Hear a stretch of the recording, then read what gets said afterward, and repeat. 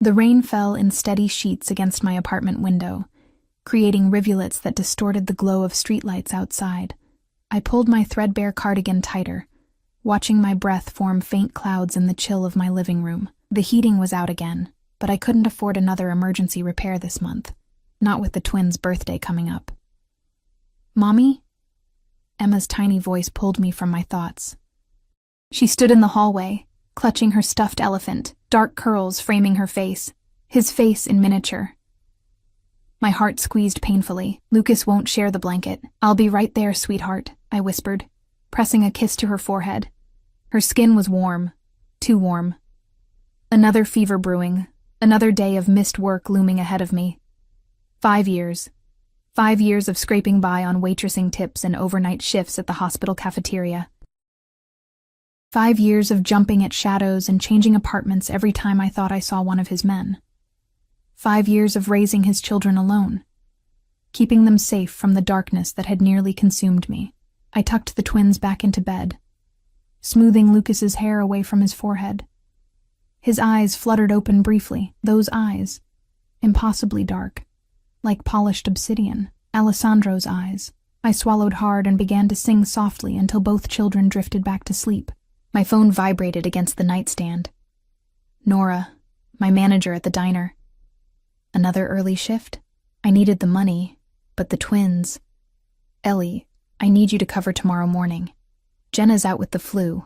Nora's voice was apologetic but firm. I closed my eyes, calculating childcare costs against the extra pay. "I'll be there," I said, hanging up before she could hear the exhaustion in my voice. Sleep came in restless waves, memories washing over me like the tide. The first time I saw him, standing in the doorway of that exclusive Manhattan restaurant where I worked as a hostess. The way the room seemed to dim around his presence, as if he bent the very light to his will. The custom-tailored suit that fit his broad shoulders perfectly. The silent nod of the men who flanked him, who swept the room with vigilant eyes before he would take a single step inside. Alessandro Venucci. I didn't know then what that name meant. I didn't understand the power he wielded, the empire he controlled from shadows. I only knew that when those dark eyes landed on me, something inside me recognized a predator. "Table for two," he'd said, voice like velvet wrapped around steel, "somewhere private." I remember the way my hands trembled as I led him through the restaurant, feeling his gaze burning into my back, the weight of it, assessing, considering. I'd spilled water on his companion's sleeve in my nervousness, mortified as the cold liquid splashed across expensive silk. "I'm so sorry.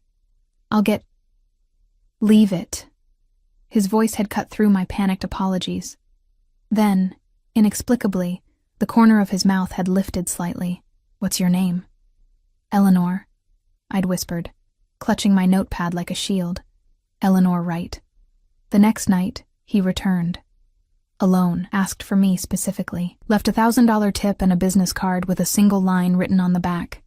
"Tomorrow, 8 p.m. I should have thrown it away. Should have called in sick the next day and the day after that. Should have run as far and as fast as my legs could carry me. Instead, I'd found myself standing before the mirror, wearing the only nice dress I owned, heart hammering in my chest as I waited for the car he'd sent. The rain was falling harder now, mimicking the thundering of my heart, as I pulled myself from the memory. 5 years hadn't dulled the ache, the bone-deep longing that still haunted me when I allowed myself to remember. Morning came too soon. I dropped the twins at Mrs. Patel's apartment downstairs, promising to bring back cookies from the diner as I kissed their cheeks. They were used to this routine, these early goodbyes, but it never got easier watching their small faces press against the window as I walked away. The diner was already busy when I arrived, the breakfast rush in full swing. I tied my apron with practiced movements, sliding into the rhythm of orders and coffee refills. "Table 6 needs menus," Jody called, as she bustled past with a tray of pancakes. I grabbed the laminated cards, plastering on my customer service smile as I approached the booth. "Good morning. Welcome to..." The menu slipped from my fingers, clattering against the linoleum floor. Marco sat at the table, his square face instantly recognizable despite the 5 years that had passed. Alessandro's most trusted lieutenant, his right hand. The man who had taught me how to shoot a gun, just in case, during those months I'd lived in Alessandro's world. Our eyes locked, and I watched recognition bloom across his features, followed quickly by shock, then something like triumph. "Eleanor," he said, voice low but carrying enough that several nearby customers glanced up. Well, the boss will be very interested to know where you've been hiding." My lungs constricted, the air suddenly too thick to breathe. "Marco, please," I whispered, fighting to keep my voice steady. "Whatever you think you know. 5 years," he cut me off, leaning forward. 5 years we've been looking for you. You disappeared without a trace. He never stopped, you know, never gave up. And now here you are, serving eggs and coffee." His eyes narrowed. "In a town less than 3 hours from New York. Were you ever planning to tell him?" "Tell him what?" I managed, though I already knew. My heart pounded so hard I thought it might burst through my ribs. About his children. The words fell like stones between us. "Oh yes, Eleanor. We know. How old are they now? 4? 5? His smile was sharp, predatory. "Dark hair, I bet. His eyes." The room tilted dangerously. "How did you find me?" The question was barely audible, even to my own ears. Marco tapped his phone. "Facial recognition software. We've been running your picture through every database for years. Someone uploaded a photo from a local school fundraiser last week. You were in the background, serving cookies." He shrugged. "Technology, eh? Wonderful thing." I grabbed the edge of the table to steady myself. "Marco, you don't understand. He can't what? Know about his own blood? His legacy?" Marco's voice hardened. "You think he wouldn't want to know he has children? That you've kept them from him all this time?" "Those children are all I have," I whispered fiercely. "They're innocent. They don't belong in his world." "They're Vannucci's," Marco said simply, as if that explained everything. And to him, it did. In Alessandro's world, family was everything. Blood was sacred. Loyalty, absolute. "The boss will be here tonight." The words hit me like physical blows. Tonight. Alessandro would be here tonight. "I need to go," I said, already backing away. "My shift." "Don't run, Eleanor." Marco's voice dropped lower, a warning in every syllable. "Not again. There's a man watching your apartment building right now. Another one at your children's preschool. You understand?" Terror clawed up my throat, raw and primal. "If you hurt them..." "Nobody's going to hurt them." Marco looked genuinely surprised at the suggestion. "They're his blood. They're under his protection now, whether you like it or not." He slid from the booth, dropping cash on the table. 7 o'clock. Your apartment. Be there with the children." He brushed past me, pausing just long enough to murmur, "He never got over you, you know. Whatever you're thinking right now, whatever you're afraid of, it's worse for him. 5 years wondering if you were dead or alive, then he was gone." The bell above the diner door chiming cheerfully in his wake. I made it to the bathroom before the panic attack hit in full force, locking myself in a stall as the walls seemed to close in. My hands shook violently as I fumbled for my phone, dialing the only number I could think of. "Tasha. It's me. He found us. I need help." The rest of my shift passed in a blur of mechanical movements and scattered thoughts. I dropped a tray of glasses, burning my arm with hot coffee, barely feeling the pain. Nora sent me home early, concern etched on her weathered face. "You don't look well, honey. Go on home to those babies of yours." Home. The word echoed hollowly as I walked the 6 blocks to our apartment building. It had never been much, a 2-bedroom unit with peeling paint and temperamental plumbing, but it had been safe. Anonymous. Ours. Now it felt like a trap, the walls suddenly paper-thin, the locks flimsy and useless against the storm that was coming. Mrs. Patel looked up in surprise when I knocked. "Early today?" "The little ones are napping." I nodded, not trusting my voice, watching as my twin slept peacefully on her faded couch, unaware that their world was about to implode. Lucas had his thumb tucked against his palm, a habit he'd had since infancy. Emma's dark lashes fanned against her cheeks, her tiny hand curled around her brother's sleeve even in sleep. Always connected, these two. Always a unit. Just like their father and his brother had been, before Mateo's death had left Alessandro with a void nothing could fill. I gathered them into my arms, one by one, their warm weight both comfort and burden. Mrs. Patel helped me carry their backpacks, chattering about how well they'd eaten lunch, how Lucas had drawn a picture of a dog. "Everything okay, dear?" she asked, as I fumbled with my keys, noting my silence. "You look like you've seen a ghost." "A ghost?" Yes, that was it exactly. The ghost of a life I'd fled, coming back to claim what I'd stolen. "Just tired," I lied, managing a smile that felt brittle on my face. "Thank you for watching them." Inside, I moved on autopilot. Bath time, snacks, cartoons on our ancient television while I paced the apartment, checking windows, calculating impossible escapes. Tasha hadn't called back. My few emergency savings wouldn't get us far. Every shadow outside made my heart stutter. "Mommy, why are you sad?" Emma asked, climbing into my lap as I sat on the edge of the sofa.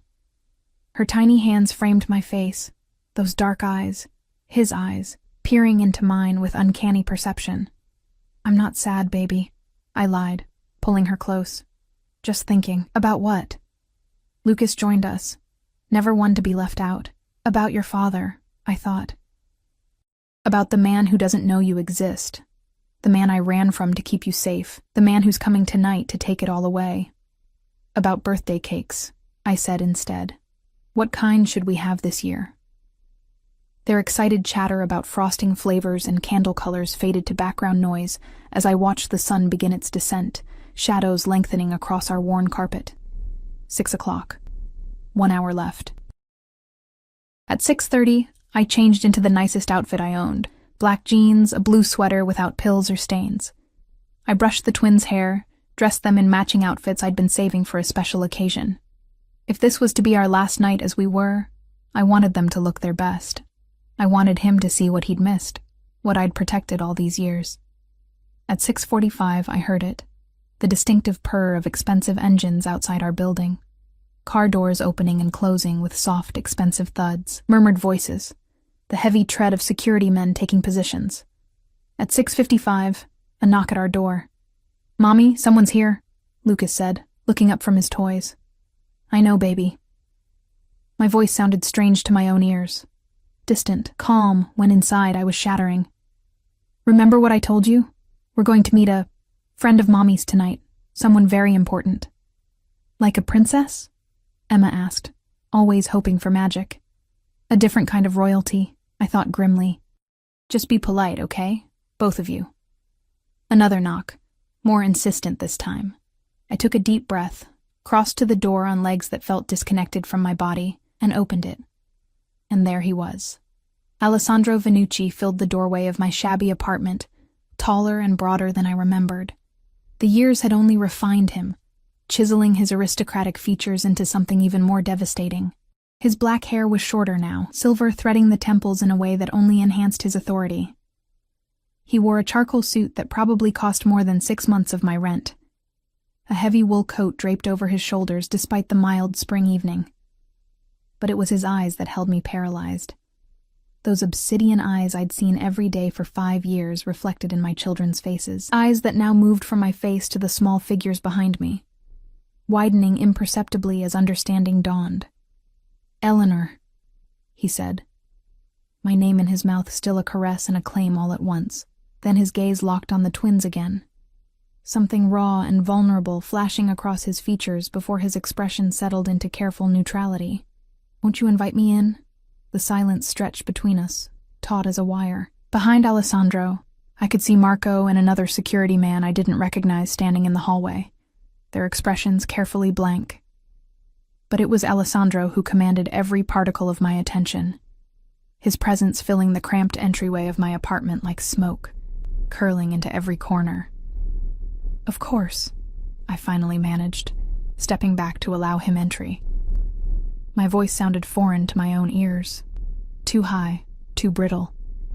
He moved with the same controlled grace I remembered, each step deliberate. His gaze swept the apartment in one practiced assessment, taking in the water stain on the ceiling, the mismatched furniture, the basket of unfolded laundry I'd left on the coffee table. I saw my life through his eyes and felt heat rise to my cheeks. Then he looked at the twins, who had retreated to stand beside the couch, their small shoulders touching in the unconscious way they always sought connection with each other. Emma partially hidden behind her brother, Lucas standing slightly forward, chin raised in a gesture so achingly familiar it made my breath catch. These are... Alessandro's voice trailed off, the question hanging in the air between us.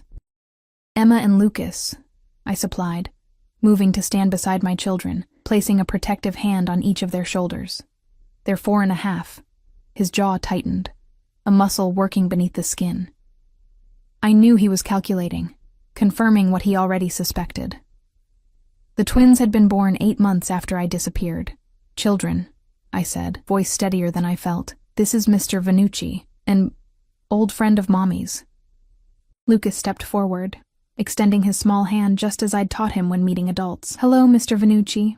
I'm Lucas Wright. I'm 4.5. Alessandro looked at the offered hand for a long moment, something shifting in his expression. Then, with careful deliberation, he crouched down to Lucas's level and took his hand. Hello, Lucas Wright, he said. And I could hear the subtle emphasis he placed on the surname, my surname, not his. It's very good to meet you. Your voice sounds different, Lucas observed, his head tilting to one side. Like the men in the movies, a ghost of a smile touched Alessandro's lips. I was born in Italy. That's why I sound different. Is that far away? Lucas asked. Yes, across the ocean. Emma, never able to resist her curiosity for long, edged out from behind her brother. Do you have a boat? She asked. To cross the ocean? Alessandro turned his attention to her, and I saw the impact of it like a physical force. Emma, with her delicate features and dark, solemn eyes, the mirror image of his mother from the photographs he'd once shown me. I have access to boats, he answered carefully, and planes. Have you ever been on an airplane, Emma? She shook her head, curls bouncing. Mommy says they're expensive. I winced at her innocent honesty. Alessandro's eyes flicked to mine, something dangerous flashing in their depths. Perhaps someday you will, he said, straightening to his full height. He turned to me. The children should get ready for bed now. You and I need to talk. It wasn't a request. I swallowed hard, fighting the instinct to challenge him in front of the twins. It's a school night, I agreed, forcing a smile. Bath time, you two. Then one story before bed. But Mommy... Lucas began to protest. No arguments tonight, I said, firmer than usual. Go pick out your pajamas. I'll be there in a minute. They went reluctantly, casting curious glances at our visitor as they disappeared down the short hallway to their bedroom. As soon as they were out of earshot, Alessandro closed the distance between us in 2 measured steps. 5 years, he said, his voice a low, controlled burn. 5 years, Eleanor. And not once did you think to tell me I had children? I lifted my chin, meeting his gaze despite the tremor that ran through me. I did what I had to do to protect them. Protect them? His laugh was short, humorless. From their father? From the security and comfort I could have provided? From their rightful inheritance? From your world, I countered, keeping my voice low but fierce. From the violence and the danger. From growing up surrounded by fear and death. His eyes narrowed. You know nothing about my world. I know enough. I wrapped my arms around myself, suddenly cold despite the stuffiness of the apartment. I lived in it, remember? I saw what happened to Carlo when someone wanted to send you a message. I was there when they brought Matteo's body back. Pain flashed across his features at the mention of his brother's name. That has nothing to do with my children. It has everything to do with them. They are children, Alessandro. Innocent. They deserve a normal life, away from all of it. He stepped closer still, until I could smell the familiar scent of him. Expensive cologne underlaid with something darker, more primal. And you think this is a normal life? This apartment, those clothes, the way your hands are raw from whatever menial work you've been doing? His voice dropped even lower. You think I wouldn't have taken care of you all? That I wouldn't have protected you? That I wouldn't have given you everything? At what price? I whispered. What would you have demanded in return? Something shifted in his expression. a stillness coming over him that I remembered all too well. The calm before the storm. You think I would have held our children hostage to keep you? Is that how little you thought of me? Before I could answer, Emma called from the bathroom. Mommy, we need help with the water. I stepped back, breaking the tension between us. I need to take care of them. Alessandro nodded once, sharp. Go, but this conversation is far from over. I moved past him, painfully aware of his presence as I squeezed through the narrow hallway. The twins were already in the bathroom, Lucas struggling with the faucet while Emma arranged their bath toys along the edge of the tub. Is Mr. Vannucci staying for dinner? Lucas asked as I adjusted the water temperature. No, sweetheart. He just came to talk to Mommy. Is he your boyfriend? Emma's question was innocent, but it struck like a physical blow. No, I said quickly. He's just someone I knew a long time ago. He looks scary, Lucas observed, lifting his arm so I could help him with his shirt. But not mean scary, just important scary, out of the mouths of babes. He is important, I said carefully. But you don't need to be scared of him. I helped them into the tub, going through the motions of bath time with mechanical precision while my mind raced. Alessandro was here, in my apartment. Alessandro knew about the twins. Everything I'd built over 5 years of struggle and sacrifice was crumbling around me. Mommy, you're washing my hair too hard, Emma complained, pulling me back to the present. I'm sorry, baby. I gentled my touch, rinsing the suds from her dark curls. Mommy's just a little distracted tonight. After bath time came pajamas, teeth brushing, and the ritual of selecting a bedtime story. I was acutely aware of Alessandro's presence in the living room, just beyond the thin walls. Could he hear us? Was he listening to these private moments, these rituals that had been ours alone for so long? This one, Lucas decided, pulling out a worn copy of Where the Wild Things Are. I sat between their beds, the book open on my lap, aware that my voice was shakier than usual as I read the familiar words. The twins didn't seem to notice, their eyelids growing heavy by the final page. Sweet dreams, my loves, I whispered, kissing each forehead. I'll see you in the morning.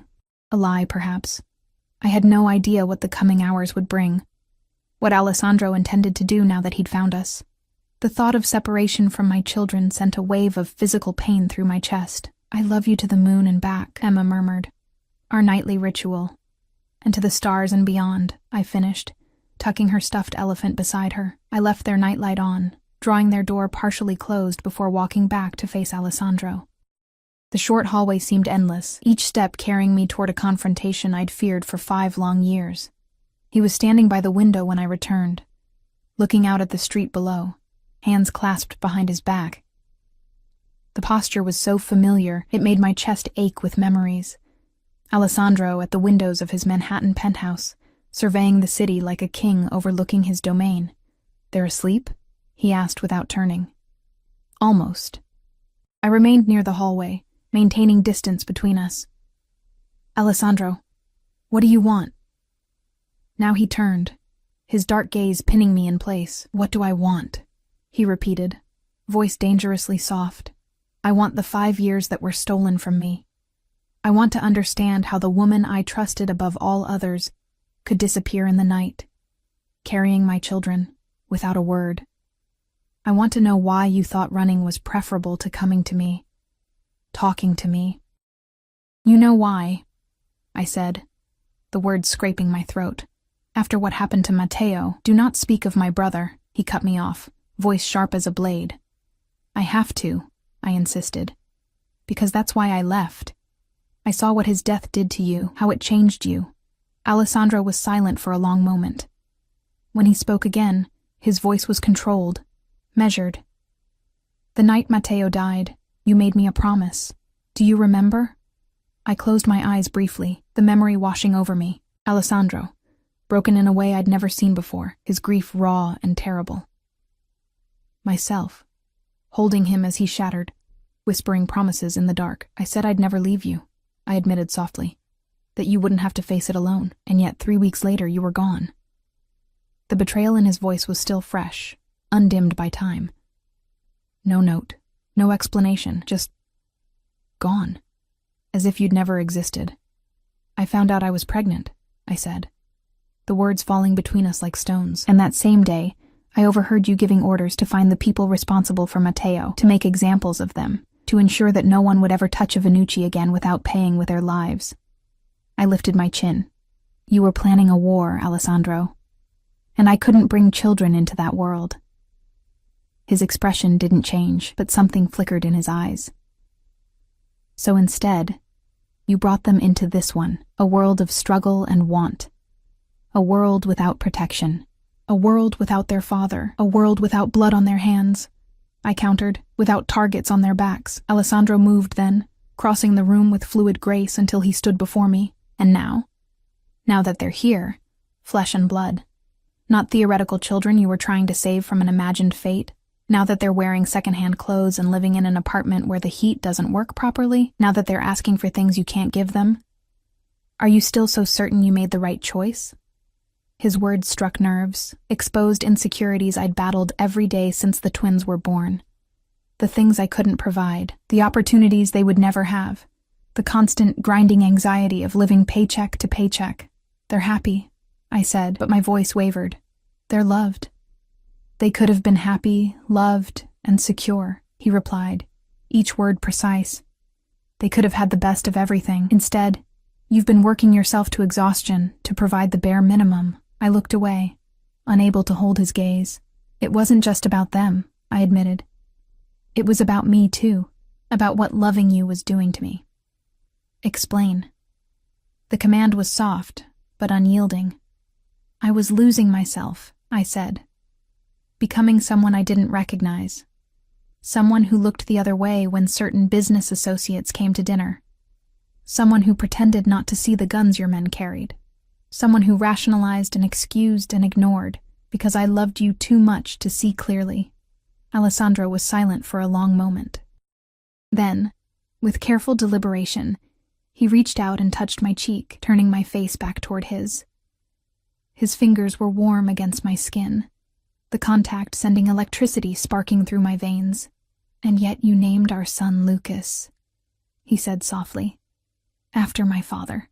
The observation caught me off guard. I'd never told anyone the real reason behind my son's name. It had been a moment of weakness, a small concession to the connection I couldn't fully sever. I thought they should have something of you, I whispered, even if they never knew you. Something shifted in his expression, the hard lines softening almost imperceptibly. You could have disappeared completely, changed your name, gone to the other side of the country. Yet you stayed close enough that Marco found you by accident. Part of you wanted to be found, Eleanor. No. I shook my head, stepping back from his touch. That's not true. Isn't it? He followed, refusing to let me retreat. 5 years. And you've never been with anyone else, never even tried to replace me in their lives with another father figure. How would you know that? I demanded, heat rising to my cheeks. Because I know you, he replied simply, and because I had Marco do a thorough background check the moment he recognized you. You work 2 jobs. You have no romantic entanglements. Your only friend appears to be this Tasha person you called in panic today. His mouth curved slightly. By the way, she won't be returning your call. Her phone service has been temporarily interrupted. Fear sliced through me. What did you do to her? Nothing. He seemed almost offended by the suggestion. My men simply ensured she wouldn't interfere until we've resolved our situation. She's perfectly safe, I assure you. Our situation, I repeated. Is that what this is?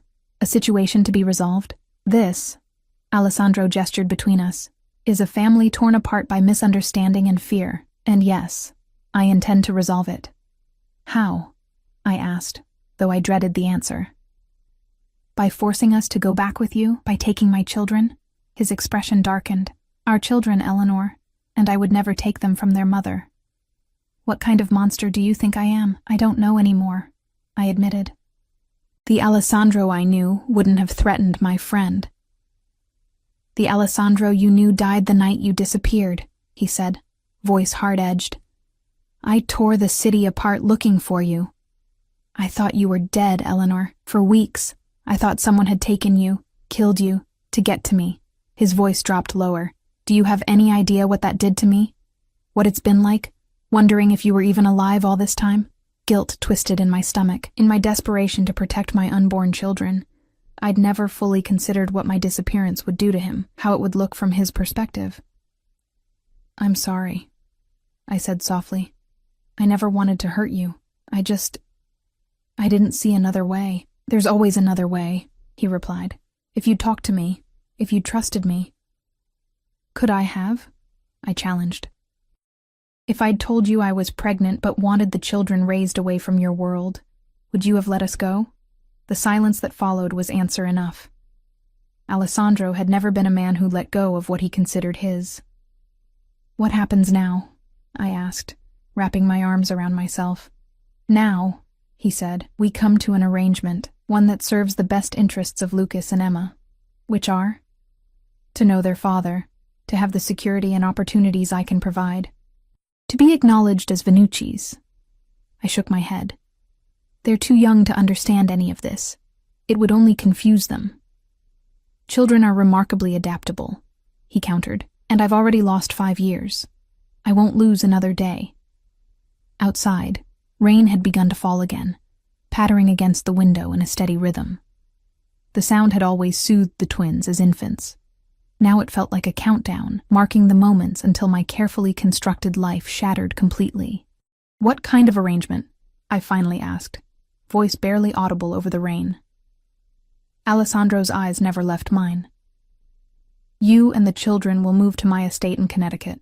It's secure, private, with extensive grounds for them to play. They will continue their education with private tutors. You will want for nothing. And in exchange?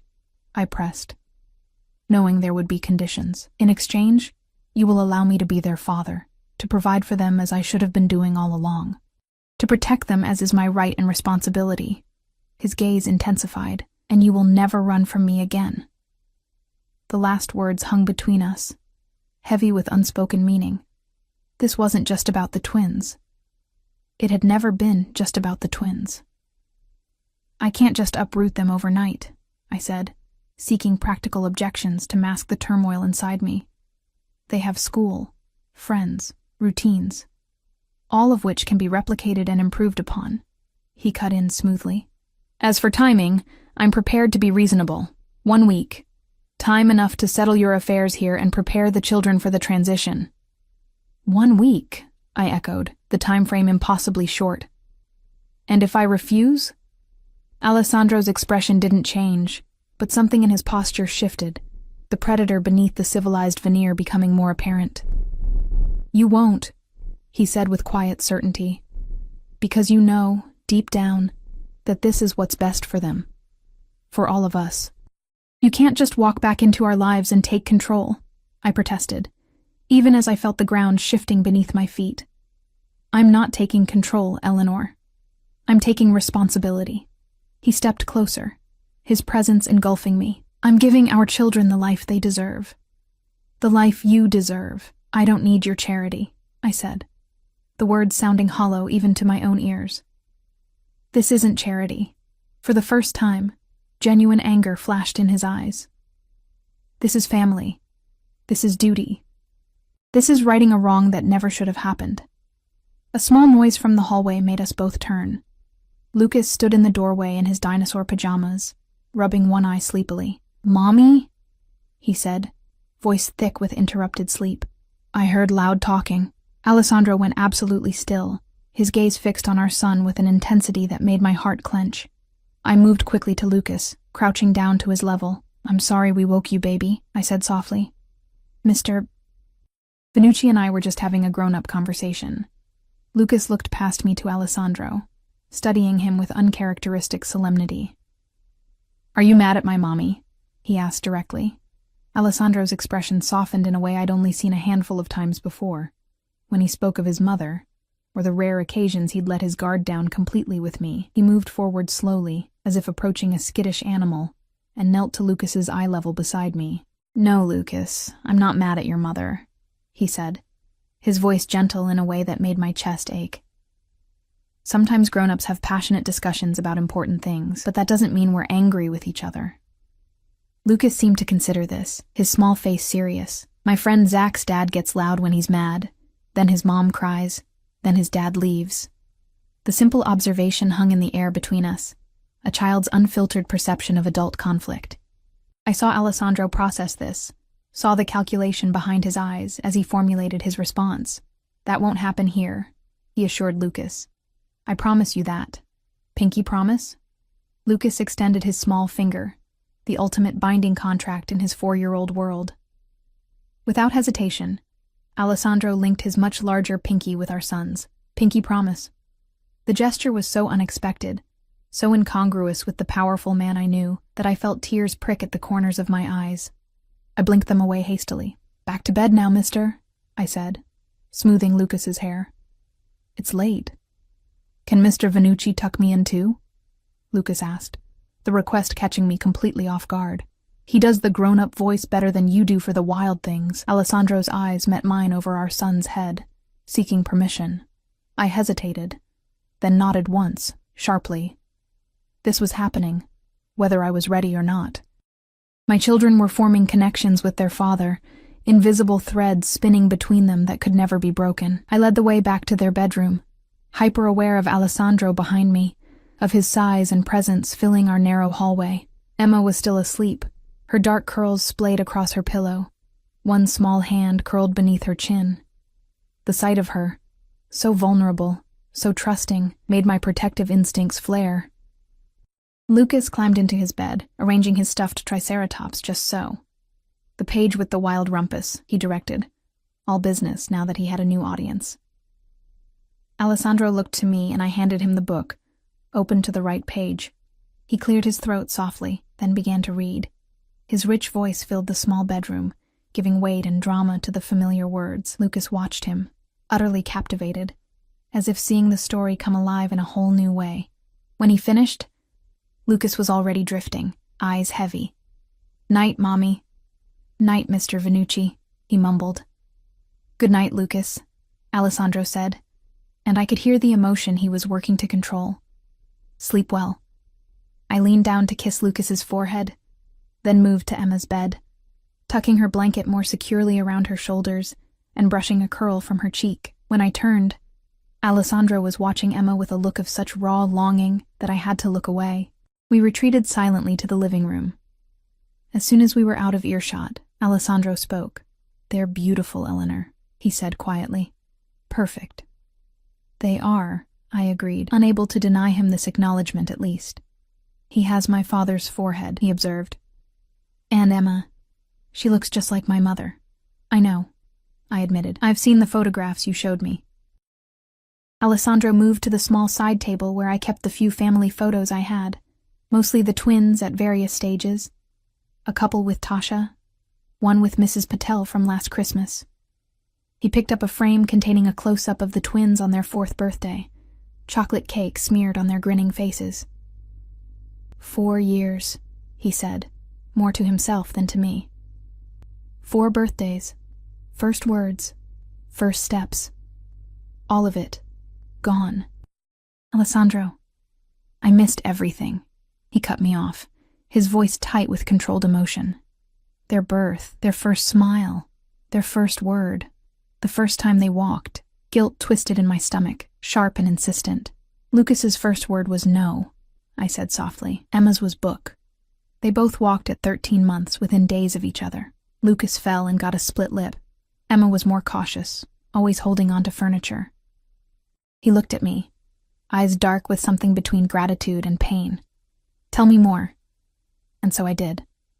We sat on my threadbare couch, and I filled in the gaps of the past 5 years.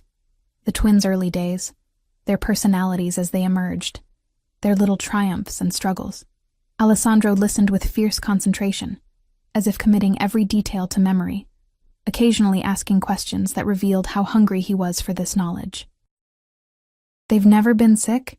Seriously ill? He asked after I'd told him about their preschool adventures.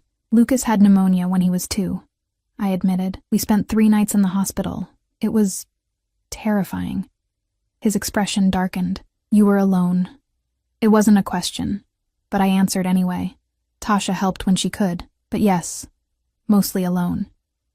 That ends now, he said with quiet finality. You will never face such things alone again. The declaration hung between us, both promise and warning. I shifted uncomfortably under his intense gaze. It's late, I said, changing the subject. And I have work tomorrow. Both jobs. Call them, Alessandro said. Tell them you won't be coming in. I can't just... You can, and you will. His tone brooked no argument. Things have changed, Eleanor. Your life as you've known it for 5 years is over. The sooner you accept that, the easier this transition will be for everyone, especially the twins. Anger flashed through me. You can't just snap your fingers and expect me to fall in line. These are my children. Our children, he corrected, voice hardening. And while I'm willing to be patient about certain aspects of this situation, my patience has limits. You kept them from me for 5 years. That debt will be repaid. They're not collateral, I snapped. Not bargaining chips in whatever game you think we're playing. This is no game, Alessandro said, standing abruptly. This is our family, my legacy, my blood. I've allowed you space tonight, out of respect for what you've done raising them alone. But make no mistake, Eleanor, I will be part of their lives from this moment forward. The only question is whether you make this easy or difficult. The threat was implicit, but clear.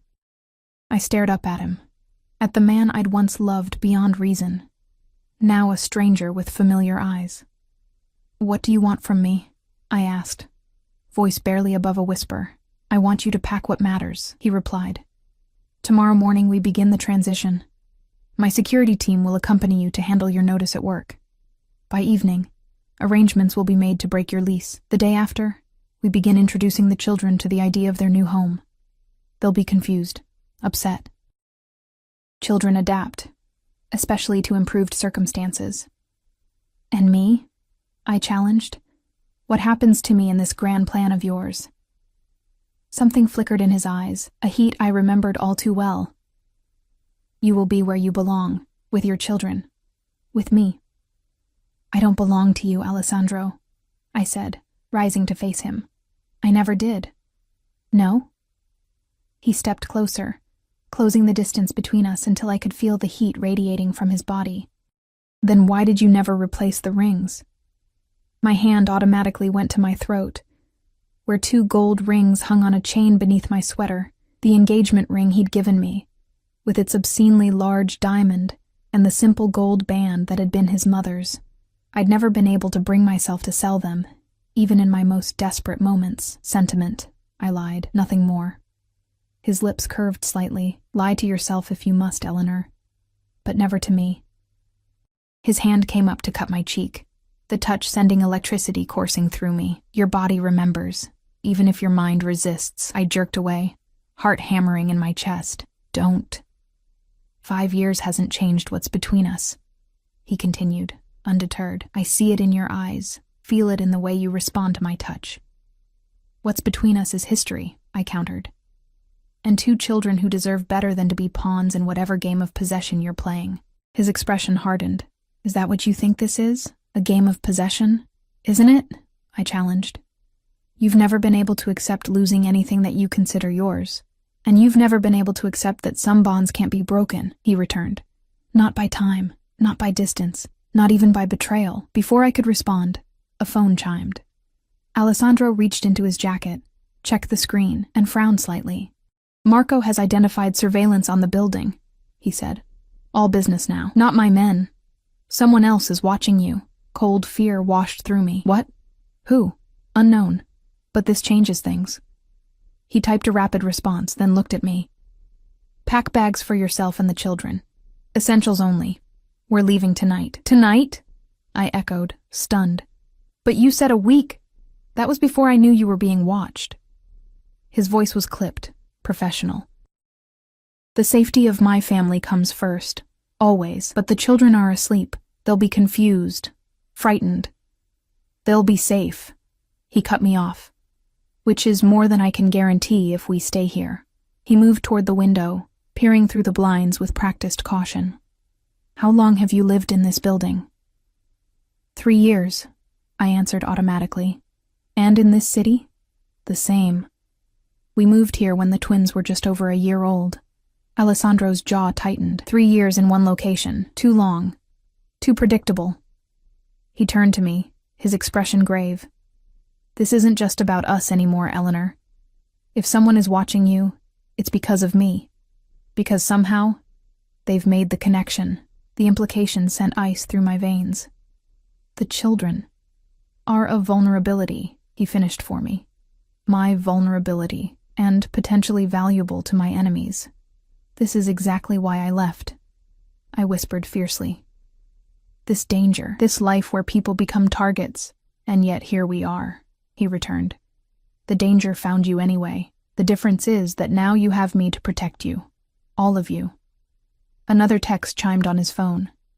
He read it quickly, then issued rapid instructions in Italian, a language I'd learned enough of during our time together to understand the gist.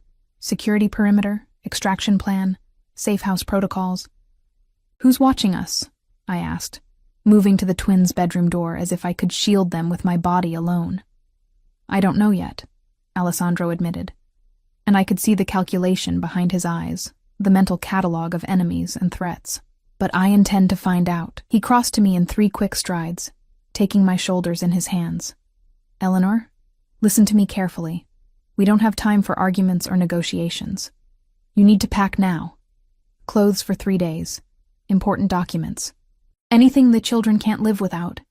We leave in 20 minutes. The urgency in his voice, the steel in his eyes, broke through my resistance. I nodded once and moved to the small closet in the hallway where I kept our emergency bag. A habit formed during those first terrified months after leaving him, when I'd been certain he would find us at any moment. I keep passports and birth certificates in here, I said, pulling out the duffel bag. And a change of clothes for each of us. Alessandro's eyebrow raised slightly. You've maintained an escape plan all this time. Old habits, I said, not meeting his gaze. Indeed, something like approval flashed across his features. Get what else you need. I'll arrange transport. While Alessandro spoke quietly into his phone, I moved through our small apartment gathering essentials. Emma's elephant, without which she wouldn't sleep.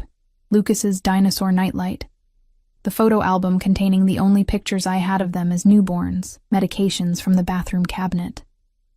My movements were mechanical, driven by the same instinct for survival that had propelled me through the past 5 years. When I returned to the living room, Alessandro was standing by the window again, posture alert. My men have identified a vehicle across the street. 2 occupants. They've been there at least 3 hours. How do you know they're watching us specifically? The driver has binoculars. They're focused on this window. His voice was matter-of-fact. Marco is moving into position now. Once we have a clear extraction route, we move. The clinical precision of his planning should have terrified me. Instead, I felt a traitorous sense of security. Whatever else Alessandro was, criminal, ruthless, dangerous, he was also capable, protected. The kind of man who anticipated threats before they materialized. What about the children? I asked. We can't just carry them out half asleep. They'll be terrified. Alessandro considered this. Wake them gently. Tell them we're going on an adventure. A surprise trip. In the middle of the night? Children love surprises, he said with certainty. And midnight adventures. Despite everything, I almost smiled at his confident assumption. You have a lot to learn about 4-year-olds. I intend to, he replied. And the simple declaration held more weight than any elaborate promise could have. I moved back to the twins' room, heart heavy. This was happening too fast, spinning out of my control like a car on ice. I gently shook Emma awake first, knowing she would be the harder one to manage if startled. Emma, sweetheart, I whispered. Wake up, baby. She stirred, dark eyes blinking open in confusion. Mommy? Is it morning? No, honey. But we're going on a special trip, an adventure. I stroked her curls back from her forehead. We need to get up and get dressed now. Now? She repeated, bewildered. But it's dark. That's what makes it special, I improvised. A nighttime adventure. Lucas was already stirring, roused by our voices. What's happening? He asked, immediately more alert than his sister. We're going on a trip, I explained, helping Emma sit up. With Mr. Vannucci. It's a surprise. Lucas's eyes widened. Like a vacation? Something like that, I hedged, pulling out the clothes I'd laid aside for them. Let's get dressed quickly and quietly, like ninjas. Can you do that? The mention of ninjas, as I'd known it would, captured Lucas's imagination. He nodded solemnly and began changing into his clothes with focused determination. Emma was slower, still heavy with sleep, but compliant. As I helped them dress, Alessandro appeared in the doorway, watching silently. I could feel his gaze on us, drinking in this mundane parental moment as if it were precious beyond measure, which I realized, to him, it was. All set? He asked when the twins were dressed, their small backpacks filled with a few toys and books. Almost, I answered, zipping Emma's jacket. We just need shoes. Alessandro nodded, then addressed the children directly. Lucas, Emma, we're going to play a special game. When we go outside, you need to stay very quiet and hold your mother's hand tightly. Can you do that? They nodded, eyes wide, caught up in the adventure despite their lingering sleepiness. Good. He knelt before them, his expression serious but gentle. I promise you're going to like where we're going. There's a big house with room to play, and a garden, and maybe even a puppy someday. But first, we have to be very brave and very quiet, like spies. Can you be brave for me? I'm the bravest, Lucas declared, puffing out his small chest. Me too, Emma echoed, not to be outdone. Alessandro smiled, a genuine smile that transformed his severe features. I know you are, just like your mother. His eyes met mine over their heads, a moment of understanding passing between us. Whatever our past, whatever conflict lay between us, in this moment we were united in purpose, protecting our children. His phone buzzed again. Time to move, he said after checking it. Marco has secured the route. How are we getting out? I asked, helping the twins with their shoes. Service entrance at the back of the building. Cars are waiting. I nodded, gathering our bags. Alessandro surprised me by taking them from my hands, leaving me free to guide the children. Another text arrived on his phone, and his expression darkened. What is it? I asked. The watchers are moving, he said, voice low so the twins wouldn't hear. We need to go, now. I gathered Emma into my arms while Lucas clung to my hand. Alessandro moved ahead of us, checking the hallway before gesturing us forward.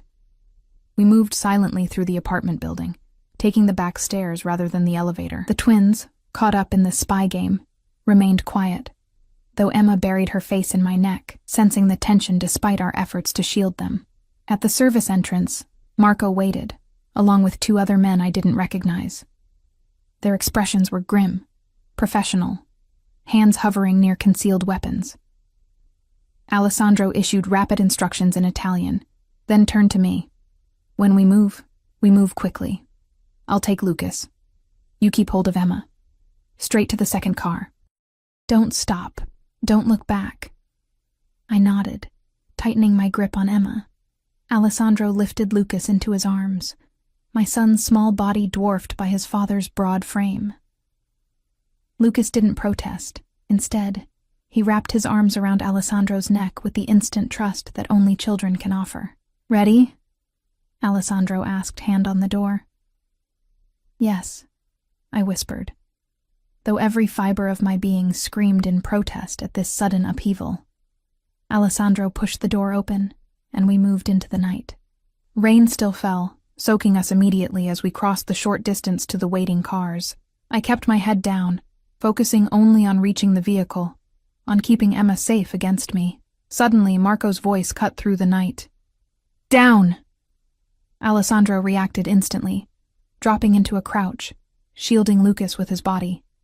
I froze for a split second before instinct kicked in, and I turned, putting myself between Emma and whatever threat had triggered the warning. The crack of gunfire split the night, impossibly loud in the quiet street. Emma screamed against my shoulder, and Lucas cried out in fear. I felt Alessandro's hand on my back, pushing me forward, toward the car whose door now stood open. Get in, he commanded, his voice cutting through the chaos. I dove into the vehicle, still clutching Emma. Alessandro followed with Lucas, pushing us across the seat as Marco leapt into the front beside the driver. The door slammed, and the car accelerated with a squeal of tires. Are you hit? Alessandro's voice was urgent as he checked Lucas, then looked to me and Emma. "Is anyone hurt?" "No," I gasped, my heart threatening to pound out of my chest. "We're okay. We're okay." Emma was sobbing, her small body trembling violently against mine. Lucas had gone rigid in Alessandro's arms, his eyes wide with shock. "Shh, it's okay," I soothed, rocking Emma. "We're safe now. It's okay." "What just happened?" Lucas asked, his voice small and frightened. "Why were there loud bangs?" Alessandro and I exchanged glances over the children's heads. How to explain gunfire to a 4-year-old? "Car backfiring," Alessandro lied smoothly. "Nothing to worry about. You were very brave, just like I knew you would be." The car sped through the rainy streets, taking turns seemingly at random. In the front seat, Marco spoke urgently into a phone, coordinating with other vehicles in our convoy. "Were they after us specifically?" I asked Alessandro, voice low. His expression was grave. "Yes. That was no random attack." "Who?" "I don't know yet," he admitted, "but I will find out. And when I do..." He left the threat unspoken, but I could see the cold fury building behind his eyes. "The children," I reminded him, glancing meaningfully at the twins. "They're frightened." Alessandro visibly reined in his anger, focusing instead on Lucas, who still clung to him.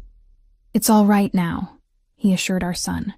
"We're going somewhere safe, somewhere no one can find us." "Like hiding?" Lucas asked. "Like a fortress," Alessandro corrected. "A place where I can protect you, all of you." Emma had quieted against my shoulder, her sobs reducing to hiccuping breaths. "I want to go home," she whispered. "We're going to a new home," I told her, stroking her hair. "A better one." The words felt strange on my tongue, an echo of the promises Alessandro had made earlier. But in this moment, with the reality of danger still pulsing through my veins, his world of security and protection no longer seemed like the greater threat. "Where are we going?" I asked Alessandro. "Not Connecticut," he replied grimly. "That location may be compromised if someone knows to watch you. We're heading to a property upstate, more isolated, more secure." I nodded, too shaken to argue. The adrenaline that had carried me through our escape was fading, leaving me hollow and exhausted. I leaned my head back against the seat, still holding Emma tightly against me. "Sleep if you can," Alessandro said, noticing my exhaustion. "It's a long drive." "I can't," I murmured. "Not after... that." His free hand found mine in the darkness of the car, fingers intertwining with mine as they had countless times before. "I won't let anything happen to any of you," he said, voice low and fierce. "I swear it on my life. Despite everything, the years of separation, the bitter words exchanged tonight, the gunfire still ringing in my ears, I believed him. Alessandro Vannucci was many things, but he protected what was his, and for better or worse, we were his now. As the car sped through the night, carrying us away from the life I'd built and toward an uncertain future, I found myself clinging to his hand like a lifeline. The twins gradually relaxed, lulled by the motion of the vehicle and the soft Italian lullaby. Alessandro began to hum, the same one his mother had sung to him, he'd once told me. We were running again. But this time, I wasn't running from Alessandro. I was running with him. Dawn was breaking when the car finally slowed, turning onto a narrow road flanked by dense forest. The twins had fallen asleep hours ago, Lucas's head resting against Alessandro's chest. Emma curled in my lap. I had dozed intermittently, jerking awake at every bump in the road, every slight change in direction. Alessandro remained alert throughout the journey, alternating between hushed conversations in Italian with Marco and watching over the sleeping children with an expression I couldn't fully decipher, something between wonder and fierce protectiveness. "We're almost there," he said quietly as the car began to climb a winding hill. "You should see it any moment now." As we crested the hill, the trees parted to reveal a sprawling stone mansion set against the backdrop of mountains just beginning to catch the first light of day. Unlike Alessandro's sleek modern penthouse in Manhattan, this place looked like it had been transplanted from the Italian countryside. Old-world elegance with ivy-covered walls and a circular driveway centered around an ornate fountain. "What is this place?" I asked, voice rough from exhaustion. "My grandfather's house," Alessandro replied. "He built it when he first came to America, wanting a piece of Tuscany in the New World. It's been in the family for 3 generations." The car pulled up to the massive front doors, where several men in dark suits were already waiting. Security, I realized. Alessandro's protective perimeter already established. "We'll take the children inside first," Alessandro said as the car stopped. "Get them settled before they fully wake. The transition will be easier that way." I nodded, too exhausted to argue. Alessandro carefully extracted himself from Lucas, passing our sleeping son to me as he exited the vehicle. Then he reached back in, gathering both children in his arms with surprising gentleness. "I've got them," he assured me. "You look dead on your feet." I couldn't deny it. The night's events had drained what little reserves I had left. I followed Alessandro up the wide stone steps, past the waiting security men, who nodded respectfully but kept their vigilant posture. Inside, the mansion was even more impressive. Soaring ceilings, marble floors, antique furniture that looked both priceless and well-used. But unlike the sterile luxury of many wealthy homes, this place had a lived-in quality, a warmth that surprised me. "The family wing is this way," Alessandro said, already heading up a curved staircase. "I had the staff prepare rooms for all of you, adjacent to the master suite." Staff. Of course there would be staff. We followed a long hallway lined with oil paintings. Ancestors, I presumed. Until Alessandro stopped at a door midway down the corridor. "This will be the twins' room," he said, pushing the door open with his shoulder. I gasped despite myself. The room was a child's paradise, spacious and bright even in the early morning light, with twin beds draped in colorful linens, shelves of toys and books, a play area with a child-sized table and chairs, and even a reading nook built into a window seat. "How did you—" I began, then stopped. "You couldn't have known you'd find us yesterday. This room wasn't prepared for them specifically."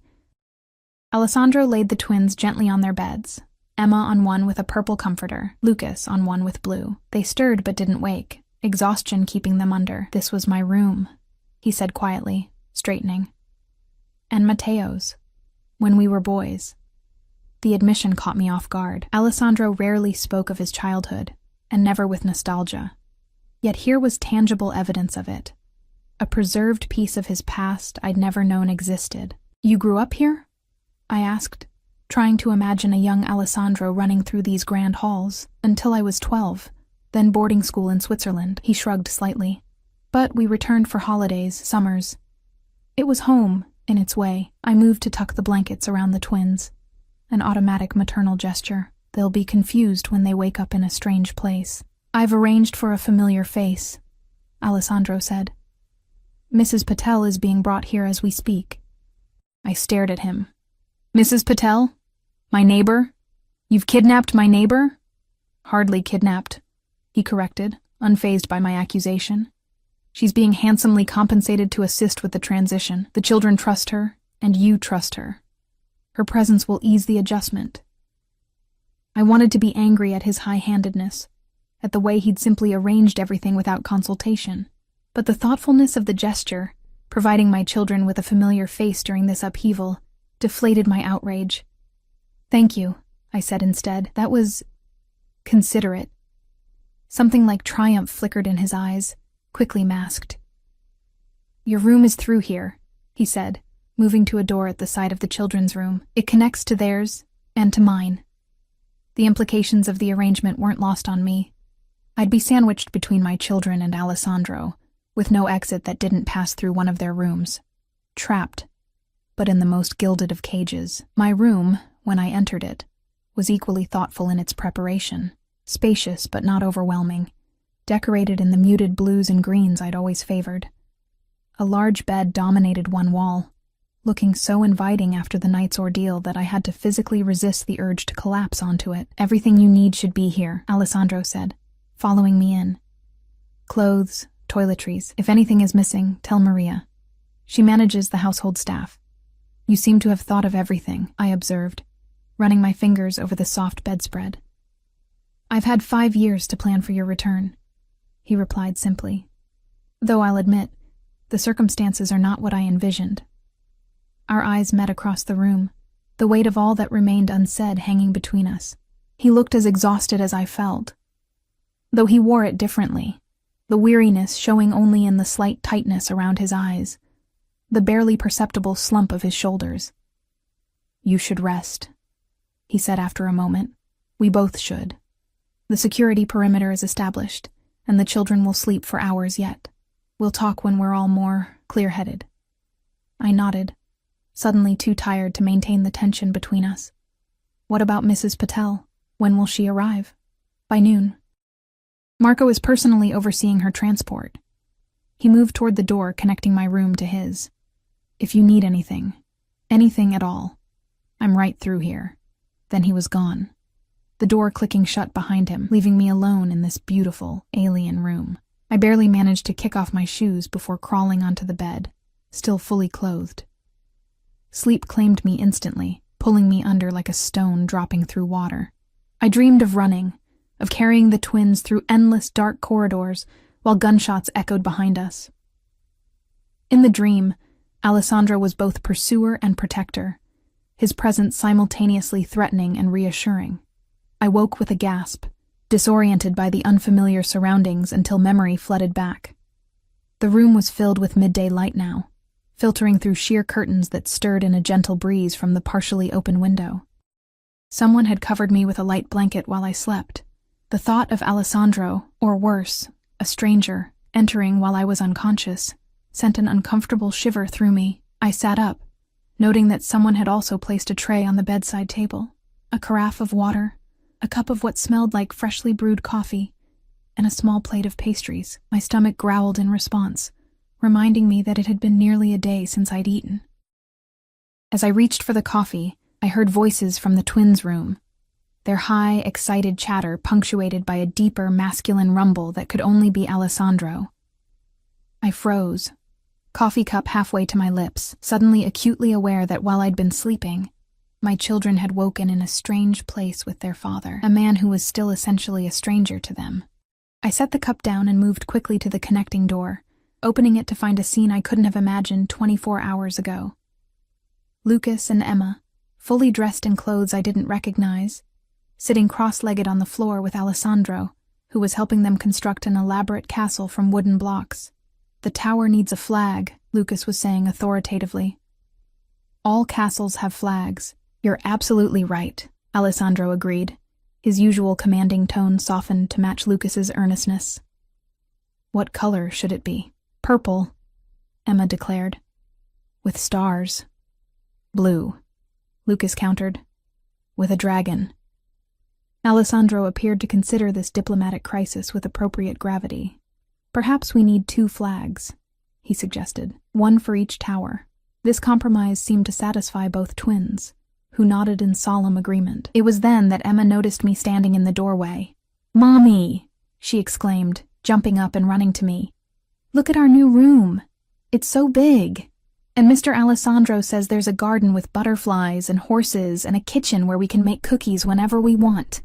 I knelt to hug her, breathing in the familiar scent of her hair, now mingled with what smelled like expensive children's shampoo.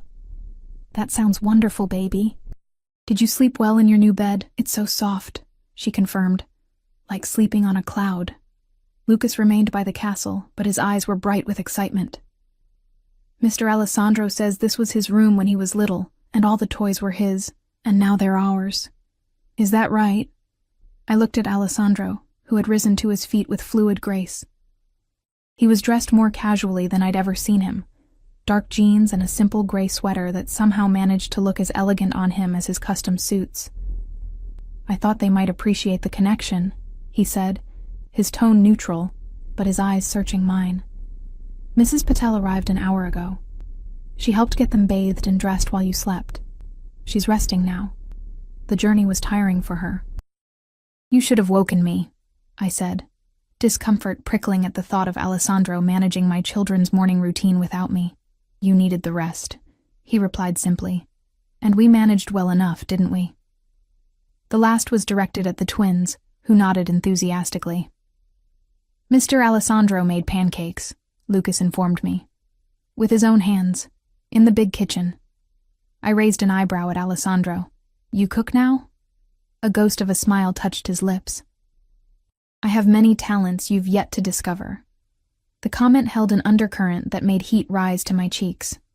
I looked away, focusing instead on the elaborate block construction. That's quite a castle. It's not finished, Lucas said importantly. We need the flags, and a moat with crocodiles. Perhaps you could help with that while I speak with your mother, Alessandro suggested smoothly. Maria has some blue fabric in the sewing room that would make an excellent moat. Lucas looked uncertain. But who will help us? You know where everything is. Maria will help you, Alessandro assured him. She raised me, after all. She knows all the best hiding places for treasure.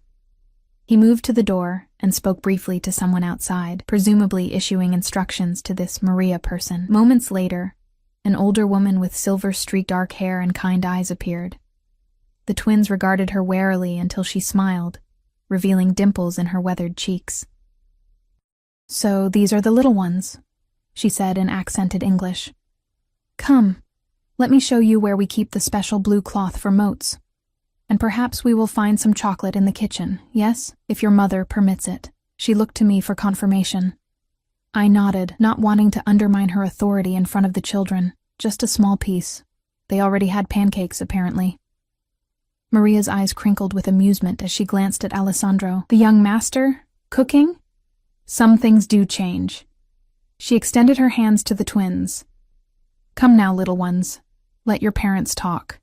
The word parents, so casually spoken, yet so loaded with meaning, hung in the air as the twins followed Maria from the room. As soon as they were out of earshot, I turned to Alessandro. They seem remarkably adjusted, I said cautiously. Children are resilient, he replied. And I've made sure they have no reason to be afraid. The shooting, I began, lowering my voice, though the twins were well out of earshot now. They must have questions. They believe it was fireworks, he said. An explanation they accepted readily enough. Children tend to believe what makes them feel safe. There was something in his tone, a subtle wistfulness, that caught my attention. I studied him more carefully, noting the signs of fatigue beneath his composed exterior. Did you sleep at all? I asked. Enough. He gestured toward the sitting area near the window. We should talk while the children are occupied. There are decisions to be made. I followed him to the pair of comfortable armchairs positioned to overlook the gardens below. Only now did I fully appreciate the setting. The mansion was perched on a hilltop, surrounded by landscaped grounds that gave way to forest, then mountains beyond. The isolation was both beautiful and strategic, I realized. No one could approach without being seen. Any news about who was watching the apartment? Who shot at us? I asked as we sat.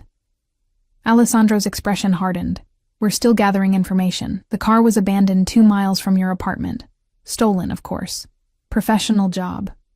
Professional, I repeated, a chill running through me despite the room's warmth. You mean hit men, most likely? He confirmed, his tone matter of fact. The question is who sent them, and how they knew where to find you. Do you have theories? His eyes met mine, dark and unreadable. Several. None pleasant. I wrapped my arms around myself, the reality of our situation settling like a weight on my chest. The children could have been killed, but they weren't, Alessandro said firmly. And they won't be. No one will touch them while I draw breath. The fierce declaration should have been comforting. Instead, it only emphasized the danger we were now in.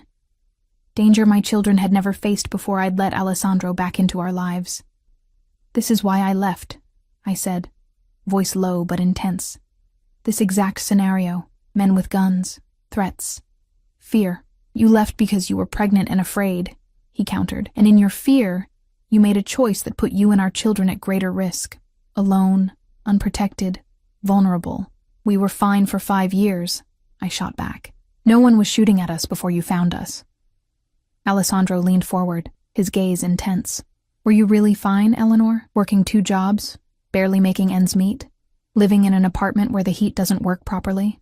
Constantly looking over your shoulder? That's not fine. That's surviving.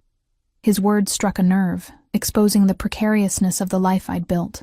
But I wasn't ready to concede. At least we were safe. Were you? He raised an eyebrow. Or were you just lucky?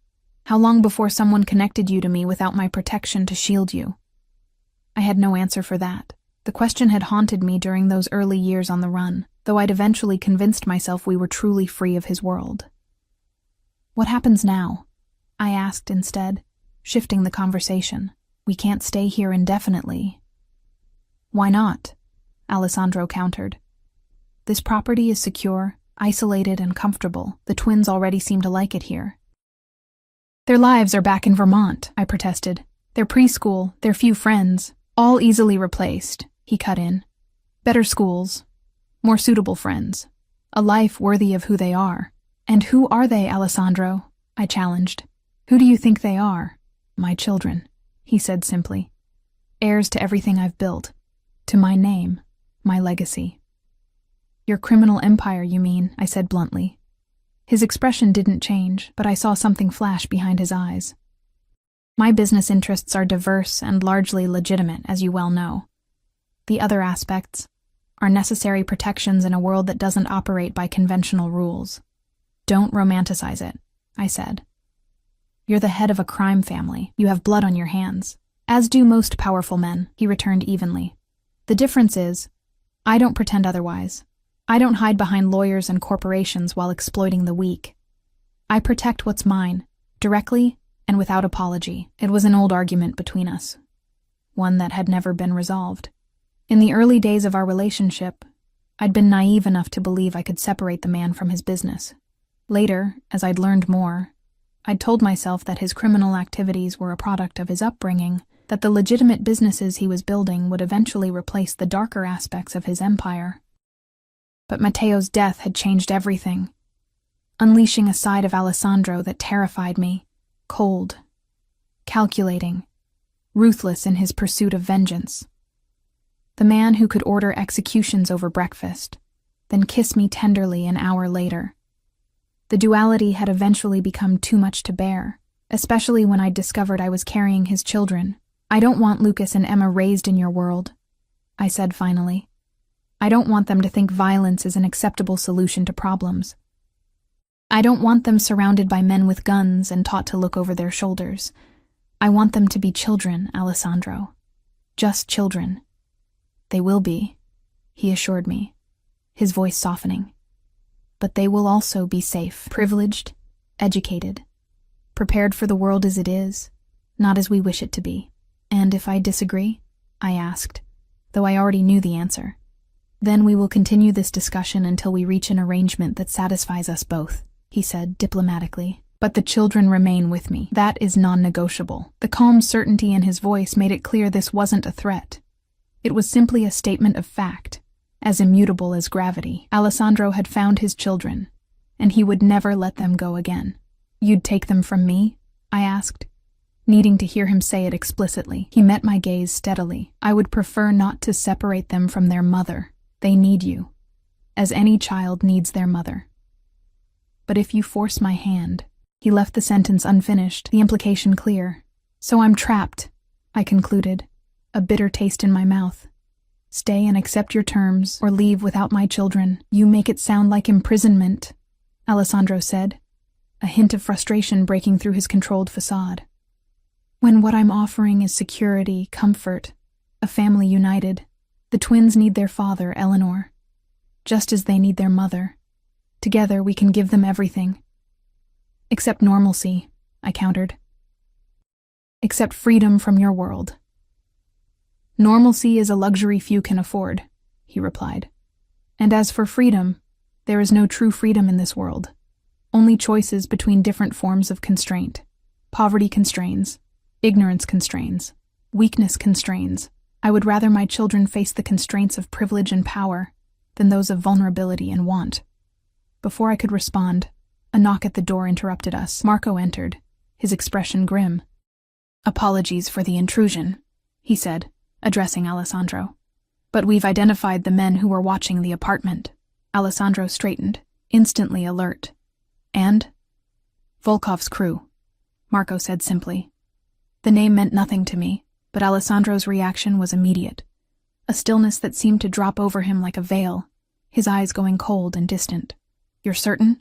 he asked, voice deceptively calm. Marco nodded. The surveillance photos are conclusive. 2 of Mikhail's top enforcers. Alessandro was silent for a long moment, calculation visible behind his eyes. Double the security perimeter, he finally said. Full lockdown protocols. No one enters or leaves without direct authorization from me. Already done, Marco assured him. The property is secure. And the other matter? Alessandro asked cryptically. In progress, Marco replied. We should have confirmation by evening. Alessandro nodded once, dismissing him with a slight gesture. As soon as Marco left, I leaned forward. Who is Volkov? I asked. And why would he be watching me? Mikhail Volkov, Alessandro said, the name falling from his lips like a curse. Russian Mafia. Controls most of the heroin trade on the East Coast. We've had territorial disputes in the past. And he sent men to kill us? Why? I pressed, fear bubbling up again at the thought of this unknown enemy. Not to kill you, Alessandro corrected. To watch, to gather intelligence. The shooting was likely opportunistic. They saw me arrive and recognized the chance to eliminate a rival. So this is about you, I said, the accusation clear. The danger to me, to the children, it's because of you. It's because of who I am, he agreed without apology. And now, because of who they are. My blood. My heirs. Even if I disappeared tomorrow, that fact would remain unchanged. The terrible logic of it struck me like a physical blow. Alessandro was right. The moment the twins were born, they became potential targets, whether I stayed with him or ran. The only difference was that with him, they had his protection. Without him, they were vulnerable. What does this Volkov want? I asked, struggling to understand the forces now arrayed against us. Territory. Power. Alessandro shrugged slightly. The usual motivations. We've maintained an uneasy peace for the past year, but if he's making moves against me personally, that suggests he's planning something larger. And we're caught in the middle, I concluded bleakly. No. Alessandro's voice hardened. You're not in the middle of anything. You're under my protection, which makes you untouchable. Volkov knows this. Or he should. If he's forgotten, I'll remind him. The implied violence in those simple words sent a shiver through me. This was the Alessandro I'd fled from, the man whose power came from fear, whose authority was built on the certainty that crossing him meant destruction. I don't want the twins exposed to violence, I said, returning to my core concern, to revenge and blood feuds and all the rest of it. They won't be, Alessandro assured me. Do you think I discuss business at the dinner table? That I conduct executions in the family wing? A hint of genuine offense colored his tone. I've always kept these worlds separate, Eleanor. You know that. It was true in its way. Even during our time together, Alessandro had been careful to shield me from the darker aspects of his business. Meetings were held away from our home. Phone calls were taken in private. The men who guarded us were unfailingly polite, their weapons discreetly concealed, but the illusion of separation had shattered the night they'd brought Matteo's body home, his handsome face untouched, the rest of him broken beyond recognition. The night Alessandro had held me and made promises of vengeance that chilled my blood. The night I'd realized that no matter how high the walls between his worlds, violence would always seep through the cracks. The twins deserve better than this life, I said softly. Alessandro's expression softened unexpectedly. On that, we agree completely. He leaned forward, taking my hands in his before I could pull away. Which is why I've been working to ensure they have it. What do you mean? For the past 3 years, I've been systematically legitimizing my businesses, he said. Moving capital into legal ventures. Distancing myself from the street-level operations. Building a legacy that can stand in the light, not just in the shadows. I stared at him, searching his face for signs of deception and finding none. Why? You never cared about legitimacy before. Because of Matteo, he said simply. Because his death showed me that our father's path leads only to more bloodshed, more loss. I want something different for the next generation of Venucci's. The admission was so unexpected, so at odds with the Alessandro I'd fled from, that for a moment I couldn't respond. You don't believe me, he observed, reading my expression. I want to, I said honestly. But the Alessandro I knew was committed to the family business, to expansion, to power, to following in your father's footsteps. The Alessandro you knew lost his brother, he replied quietly, and then lost the woman he loved and the children he never knew he had. Those losses change a man's priorities. Our eyes met, and for the first time since our reunion, I saw vulnerability beneath his controlled exterior, a glimpse of the man I'd fallen in love with years ago, before grief and rage had hardened him. I need time, I said finally, to think, to adjust. Everything is happening so fast. Alessandro nodded, releasing my hands. Time you shall have. But remember, Eleanor, while we deliberate, forces are moving against us. Volkov won't wait for us to resolve our domestic arrangements. What will you do about him? I asked, already dreading the answer. What I must, he replied simply, to protect what's mine. The next days passed in a surreal blur of domesticity and danger. While Alessandro disappeared for hours into his study, conducting business, making calls, receiving reports from Marco and other men whose names I never learned, I slowly began to adapt to our new reality. The twins, with the resilience of children, embraced the change wholeheartedly. The mansion became their playground, its vast rooms and corridors filled with their laughter as they discovered new treasures daily. Maria doted on them shamelessly, slipping them sweets when she thought I wasn't looking, teaching Emma Italian lullabies, and showing Lucas how to play chess on an antique set that had belonged to Alessandro's grandfather. Mrs. Patel stayed for 3 days before requesting to return home, her presence having eased the twins' initial transition. Alessandro arranged for her departure with the same meticulous attention to detail that characterized everything he did. A generous compensation package, a security escort, and a promise of ongoing protection for her and her family. You're good with them, I observed one evening, finding Alessandro in the twins' room after their bath time, reading them a story from his own childhood. An Italian folktale about a clever fox that he translated effortlessly as he went. He glanced up, a rare, unguarded smile softening his features. They make it easy, he said simply. They're extraordinary children, Eleanor. You've done well. The compliment, so unexpected and sincere, caught me off guard. Thank you, I managed, though I think they came that way. Extraordinary from the start. Alessandro's hand moved to stroke Emma's damp curls as she nestled against his side, already half asleep. Perhaps. But nurture matters as much as nature. You gave them security, stability, love, despite the circumstances. We lapsed into silence as he finished the story, his deep voice gentle in a way few people ever heard. When both twins were finally asleep, we retreated to the sitting room that connected our bedrooms, neutral territory where we'd begun to have our nightly conversations. Any news? I asked, taking my usual chair by the window. The question had become a ritual, my way of asking about Volkov, without specifics that might lead to answers I wasn't prepared to hear.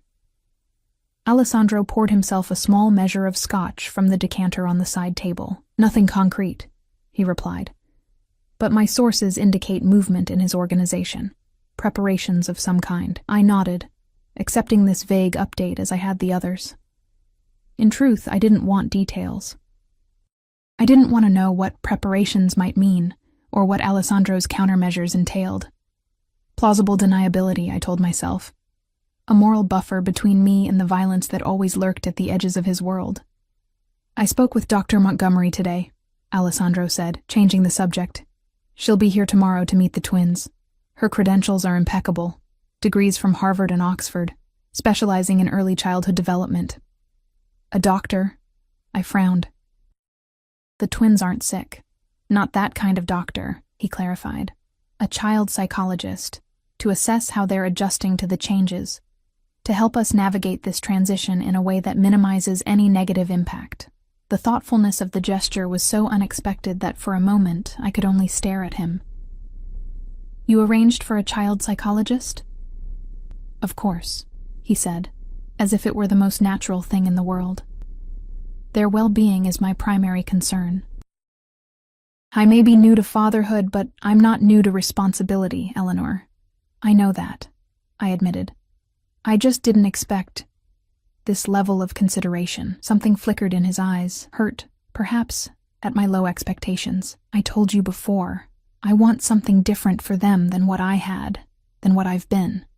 I looked away, unable to hold his gaze. The Alessandro sitting across from me was increasingly difficult to reconcile with the man I'd fled from 5 years ago. This Alessandro arranged for child psychologists, read bedtime stories, made pancakes, and spoke of leaving behind the criminal world that had defined his family for generations. I've been thinking, I said carefully, about what happens next, about our arrangement. He set down his glass, giving me his full attention. And I'm willing to stay, I said, the decision I'd been wrestling with for days finally crystallizing into words, for the twins, for their safety. But I have conditions. If Alessandro was surprised by my capitulation, he didn't show it. He simply nodded, waiting for me to continue. First, I want them to have as normal a childhood as possible. School with other children, not just tutors. Friends, activities outside this estate. With appropriate security measures, he qualified. Discreet ones, I countered. I won't have them growing up surrounded by visible bodyguards, made to feel different or afraid. Agreed, he said after a moment's consideration. What else? I want legal guarantees, I continued, forcing myself to maintain eye contact. Joint custody, formally documented. If anything happens to you, nothing will happen to me, he interjected, a hint of his old arrogance surfacing. If it does, I pressed, I need to know the twins won't be drawn into succession battles or power struggles within your organization, that they'll remain with me, protected but separate from that world. Alessandro was silent for a long moment, considering this. I'll have papers drawn up, he finally said. My lawyer will work with whoever you choose to represent your interests. Everything will be legally binding and witnessed. Relief washed through me. I'd expected more resistance to this condition. Is there more? He asked, his dark eyes unreadable in the room's dim light. I took a deep breath, steeling myself for the most difficult condition. I want a life of my own, I said. Not just as the twins' mother or whatever I am to you. I want to finish my degree, to work eventually when they're older, to have some independence. You wish to leave the estate? His voice was carefully neutral. No, I clarified. At least not while the threat from Volkov remains. But I won't be a prisoner here, no matter how gilded the cage. I need purpose beyond motherhood, Alessandro. The nursing degree, he said, surprising me with his recall of a dream I'd mentioned years ago. You wanted to become a nurse before we met, I finished for him. Yes, I was halfway through the program when I had to drop out. Alessandro nodded slowly. Online courses at first, perhaps. Then, when security concerns allow, in-person classes at a nearby university. With protection, of course. Of course, I echoed, again surprised by his ready acceptance. Is that all? He asked. I hesitated, then decided to lay all my cards on the table. One more thing. About us. About our relationship. Something shifted in his posture. A subtle tensing that betrayed his interest despite his composed expression. Go on. I won't pretend, I said firmly. I won't act like we're a happy family reconciled. At least not when it's just us. The twins need stability, so I won't undermine you in front of them or create conflict they can sense. But in private, I need honesty between us.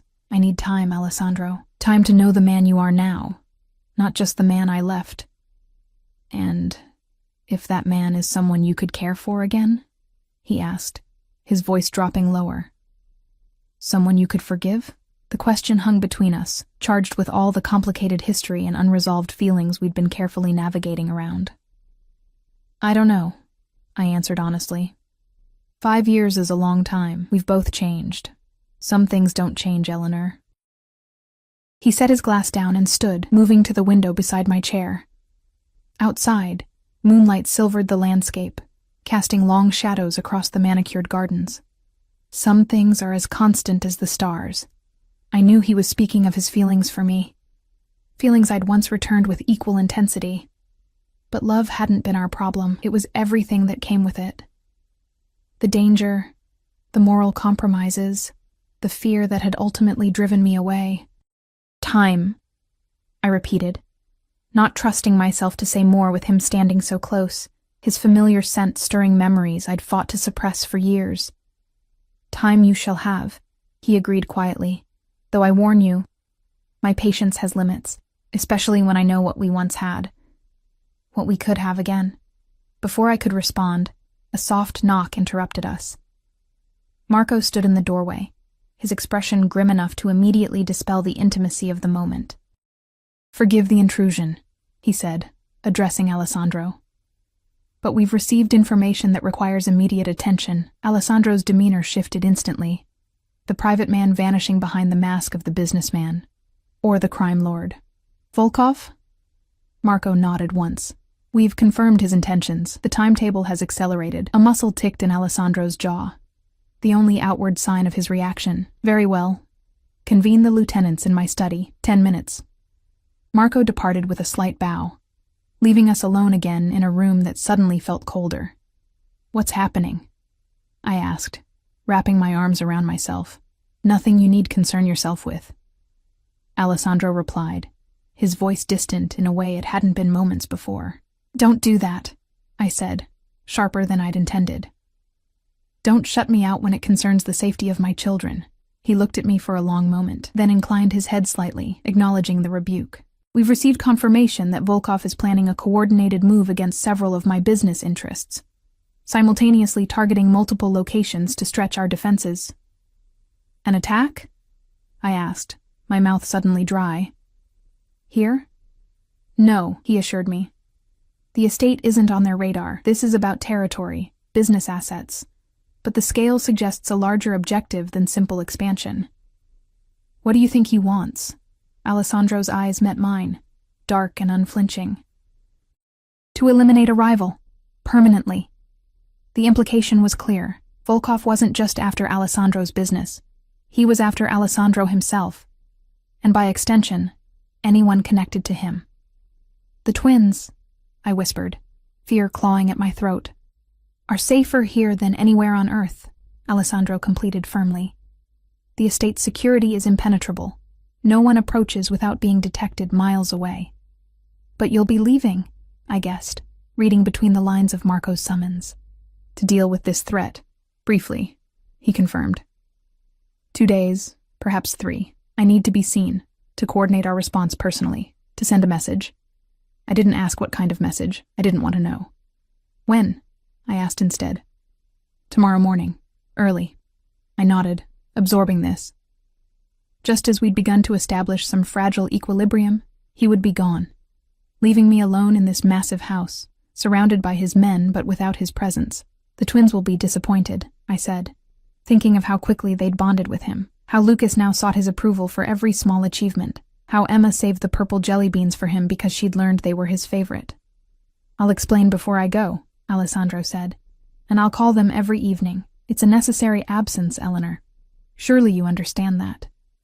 I did understand. That was the problem. Despite my moral objections to his world, I understood its brutal logic, that showing weakness invited attack, that threats had to be met with overwhelming force, that protection sometimes required preemptive strikes. "Be careful," I said finally, the words escaping before I could reconsider them. Something softened in his expression. "I always am," he replied. Then, after a slight hesitation, "Will you wait up for me? After I finish with this meeting?" The request surprised me, vulnerable in a way Alessandro rarely allowed himself to be. "Why?" "Because I'd like to spend more time with you," he said simply. "Before I have to leave. Because the thought of your company makes the burden of what I must do more bearable." I should have refused, should have maintained the careful distance I'd been trying to preserve since our reunion. Instead, I heard myself say, "I'll wait." He nodded once, a smile touching his lips briefly before he turned and left, his posture already shifting into the authoritative stance required for the meeting ahead. I remained by the window, watching the night deepen over the estate grounds, thinking of the strange turn my life had taken. A week ago, I'd been a struggling single mother in a small Vermont town. Now I was ensconced in a mansion, negotiating custody arrangements with a crime lord, waiting up for him like a wife expecting her husband home from a late meeting. The comparison brought a bitter laugh to my lips. Some things never changed. Alessandro still moved between worlds with practiced ease, still expected me to accept the duality of his nature. And I, despite all my protests and principles, still found myself drawn to him, still responding to his gravity like a planet unable to escape its orbit. Hours passed. I dozed intermittently in the comfortable chair, waking at small sounds, the distant murmur of voices from Alessandro's study, the occasional footsteps of security men patrolling the corridors, the wind stirring tree branches against the windows. It was past midnight when he returned. Looking weary in a way few people ever witnessed, he paused in the doorway, taking in my curled form in the chair. "You stayed," he observed, voice low. "I said I would," I replied, straightening. He crossed to the sideboard and poured himself another measure of scotch, the amber liquid catching the light as he swirled it in the crystal glass. "It will be handled," he said after a long moment. "Volkov's ambitions will be checked." I didn't ask how. Another boundary I maintained, not knowing the specifics of his methods, the details of how threats were handled in his world. "You're leaving at dawn?" I asked instead. He nodded, taking a seat in the chair opposite mine. "Marco will remain here to oversee security. Maria will help with the children. Dr. Montgomery's appointment has been rescheduled for after my return." "We'll manage," I assured him, though the prospect of his absence left me with an uneasiness I hadn't expected to feel. "I know you will," he said. "You've been managing alone for 5 years." The simple acknowledgement of what I'd done, raising his children without him, building a life from nothing, surviving against the odds, felt like a validation I hadn't realized I'd been seeking. It wasn't easy, I admitted. There were nights I wondered if I'd made the right choice, if the twins wouldn't have been better off with the security you could provide. "And now?" he asked, watching me intently. "Do you still wonder?" I considered the question seriously. I think there was no perfect choice, only impossible ones. I did what I thought was right at the time, with the information I had. "As did I, in searching for you," he returned, though perhaps with less noble intentions. "I wanted you back, Eleanor. I won't pretend my motives were purely paternal concern for children I didn't know existed." The honesty was refreshing, if uncomfortable. "Why did you want me back?" I asked, the question escaping before I could reconsider. "After what I did, disappearing without a word, most men would have written me off as not worth the trouble." A smile touched his lips, though it didn't reach his eyes. "I think we both know I'm not most men." He set his glass down, leaning forward slightly. "I wanted you back because in 5 years, no one has come close to making me feel what you did. Because the hole you left was never filled, not by work or power or other women. Because despite everything, you were the only one who saw me, not just the businessman or the heir to my father's empire, but me." The raw honesty of the admission caught me off guard. Alessandro had never been one for emotional declarations. His feelings had always been expressed more through action than words. "I saw all of you," I said quietly. "That was the problem. I saw the man I loved, but I also saw the man who could order deaths over breakfast, the man who built an empire on threats and fear." "And now?" he asked, his dark eyes searching mine. "What do you see now?" I studied him in the dim light, the face I'd once known better than my own, now subtly changed by time and experience. The silver at his temples, the new lines etching his forehead, the weariness behind his eyes that he tried to conceal. "I see a man trying to change," I said finally. "I'm just not sure if it's too late. If some paths, once taken, can ever truly be left behind." He was silent for a long moment. "For myself, perhaps it is too late," he admitted. "Too much blood under the bridge, too many enemies, too many promises and threats that must be honored. But for the twins, for their future, it's not too late. That's what matters now." "And for us?" The question slipped out unbidden. "Is it too late for whatever we might have been?" Alessandro's gaze sharpened, a flicker of the old intensity returning. "That depends entirely on you," he said. My feelings haven't changed, Eleanor. They've only deepened with time and separation. With the knowledge of what you've given me, our children. I looked away, unable to maintain eye contact under the weight of his regard. I need time, I repeated. To know who you are now, who I am now. Then time you shall have, he said again. But know this, I intend to win you back, not by force or manipulation, but by showing you the man I'm trying to become. The father I want to be for our children, the partner I could be for you, if given the chance. The declaration hung between us, both promise and challenge. Part of me, the practical, cautious part that had kept the twins safe for 5 years, warned against believing him, against trusting that a man so deeply embedded in a world of violence could truly change. But another part, the part that remembered how it felt to be loved by him, to be the center of his formidable focus, whispered that perhaps, for his children, he might achieve the impossible. I should get some sleep, I said finally, rising from my chair. And so should you, if you're leaving at dawn. Alessandro stood as well, close enough that I could feel the heat radiating from his body. Eleanor, he said softly, reaching out to brush a strand of hair from my face. The simple contact sent electricity coursing through me, a visceral reminder of what had always been between us. Thank you for staying, for giving me this chance with the twins. With you. I haven't given you anything yet, I reminded him, stepping back slightly. Just time. Possibility. Sometimes possibility is enough, he replied. Good night, Eleanor. I'll see you before I leave in the morning. I nodded, retreating to my room before I could do something foolish.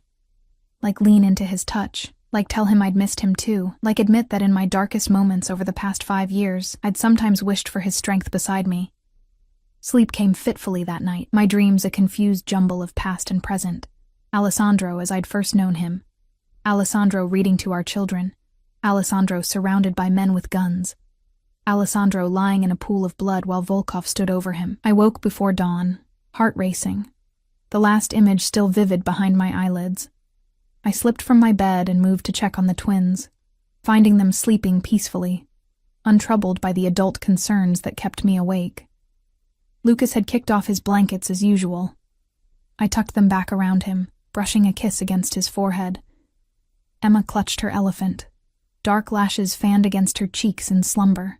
A sound at the door made me turn. Alessandro stood watching us, already dressed for travel in a tailored suit that emphasized his broad shoulders.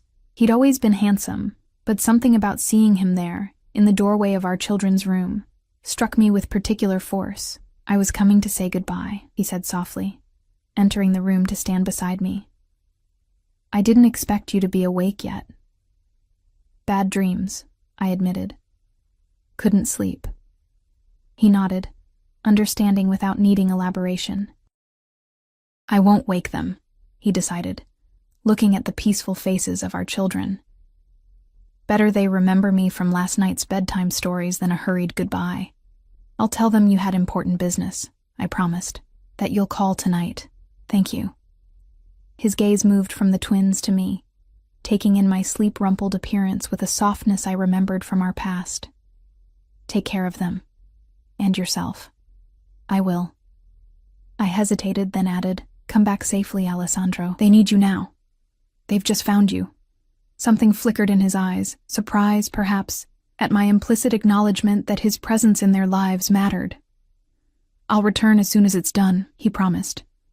3 days at most. He reached out, his hand cupping my cheek briefly before he leaned in to press a kiss to my forehead. Chaste but lingering, filled with unspoken meaning. Then he was gone, moving silently from the room with the predator's grace that had always been uniquely his. I remained with the twins until the sound of vehicles in the driveway drew me to the window. Alessandro emerged from the house below, flanked by Marco and several other men, their postures alert and professional. He paused for a moment, looking up at the house, at our window, though he couldn't have seen me behind the curtains, before sliding into the waiting car. As the convoy pulled away, disappearing down the winding driveway toward the main road, I felt a curious mixture of relief and apprehension. For the first time since our reunion, I was free of Alessandro's immediate presence, free to think clearly, without the magnetic pull he'd always exerted on me. Yet I found myself already counting the hours until his return, already rehearsing how I would explain his absence to the twins when they woke. Already wondering if the man who returned would be the Alessandro who read bedtime stories and arranged for child psychologists, or the Alessandro who handled rivals and enemies with the ruthless efficiency that had built his empire. The days without him passed both quickly and slowly. The twins asked for him constantly at first, mollified somewhat by his nightly phone calls, which became the anchor of their evening routine. During these calls, I would listen from a distance as he asked about their days, told them stories, promised gifts upon his return. Always at the end, he would ask to speak with me privately. Brief conversations that were carefully neutral on both sides, status updates rather than personal exchanges. On the third day, as promised, the security team received word of his impending return. The twins were ecstatic, rushing around the house to create welcome home drawings under Maria's indulgent supervision. I found myself checking my appearance in mirrors, changing outfits twice before settling on a simple blue dress I'd found in the closet. Coincidentally, or perhaps not, the exact shade Alessandro had once said brought out my eyes. Evening fell with no sign of him. The twins grew restless, then disappointed, finally falling asleep clutching the drawings they'd made. I tucked them in with promises that he would be there when they woke, hoping I wasn't lying. It was past midnight when I heard cars on the driveway, the low murmur of voices in the entrance hall below. I'd been waiting in the sitting room, pretending to read a book while anxiety gnawed at me. Had something gone wrong? Was he injured? Arrested? Worse? Relief washed through me when I heard his familiar tread on the stairs, measured and confident. But when he appeared in the doorway, I knew immediately that something had changed. There was a coldness in his eyes I hadn't seen since our reunion, a distance that spoke of walls rebuilt. "You're back," I said, unnecessarily, setting aside my book. The twins waited up as long as they could. "I'll see them in the morning," he replied, his voice flat. There were complications. I studied him more carefully, noting now the subtle signs of strain, the tightness around his mouth, the barely perceptible darkening beneath one eye that suggested a bruise covered with makeup. "What happened?" I asked, rising from my chair. "Are you hurt?" "Nothing serious." He moved to the sideboard, pouring himself a measure of scotch with movements that betrayed a stiffness in his right shoulder. "Volkov has been dealt with. His organization is in disarray. The threat is neutralized." The clinical language couldn't disguise what must have occurred: violence, possibly death. I felt a familiar revulsion rise within me, followed immediately by guilt. Whatever Alessandro had done, he'd done to protect us, me and the twins. "At what cost?" I asked quietly. His eyes met mine, hard as obsidian. "The necessary one." I nodded, not pressing for details I didn't want to hear. "And you? What was the cost to you?" Something shifted in his expression. Surprise, perhaps, that I was asking about him rather than his actions. "Nothing permanent," he said after a moment, his voice softening slightly. "Though I may need to postpone our horseback riding lesson with Lucas tomorrow. My shoulder needs a day or two." The casual reference to plans he'd made with our son, plans I hadn't known about, reminded me of how quickly he'd integrated himself into the twins' lives, how eagerly they'd accepted him. "They missed you," I said. "More than I expected, given how short a time they've known you." "Children recognize what belongs to them," Alessandro replied, taking a seat with a barely concealed wince. "Just as they recognize who belongs to them." I couldn't argue with the observation. The twins had claimed Alessandro with the uncomplicated possessiveness of children, accepting him as theirs without the reservations that plagued me. "Does it ever stop?" I asked suddenly. "The violence? The enemies? Or is this just the first of many Volkovs who will threaten our family?" Alessandro considered the question seriously, swirling the amber liquid in his glass. "It can stop," he said finally. "It will stop, for the twins.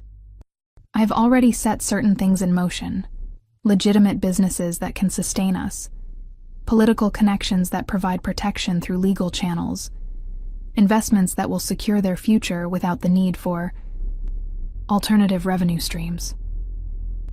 "How long?" I pressed. "How long until they're truly safe?